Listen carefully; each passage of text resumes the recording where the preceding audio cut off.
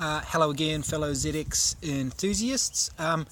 This isn't a video on the electrical. This is instead a video on the drive shaft fitment issue that I had and how I fixed it for, well, I had to buy a socket, so $9.98 New Zealand. So this is the original automatic transmission shaft. I did wreck this hanger bearing trying to get it off to put it onto my new shaft. I just decided to run with the one that's on there, and if it's a problem, I'll fix it later. So when I bolted, so the first problem is this is the NA shaft that I received. So it's the correct length to fit on the gearbox and hang on the existing hanger bearings. That's all very easy. The problem is this shaft here has a smaller flange bolt pattern than comes on this.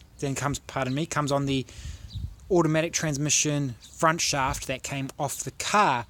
And the pattern on the back here is a 4-stud U-joint, where the TT uses a 6-bolt CV joint style. I'm not quite sure what to call it. Now, when I hung the shafts on, there was about an 8mm difference in this gap, and I talked to a guy at Drive Shaft Place, and he was talking about cutting and joining and rebalancing, etc. Quoted me $270 New Zealand dollars. When I was taking some photos for him to understand the work I required, I kind of stopped to think about it, and I noticed that the tail, this flange bit on the end, can actually be pulled off with a pulley puller. This is a pulley puller for those of you who do not know, and it clips on the flanges here, and you rotate the bolt and it pulls this off. So what I did was I took the plate, so this one here is actually off this shaft over here originally because I've already made the swap. I pulled the one off the automatic transmission, which was 8mm longer. I put it straight onto the front section of the manual transmission shaft, and it's done.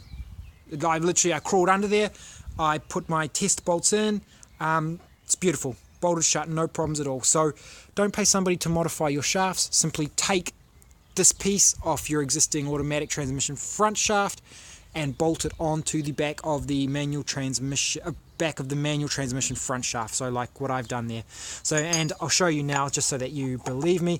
See how when we offer those up, they're not the same size.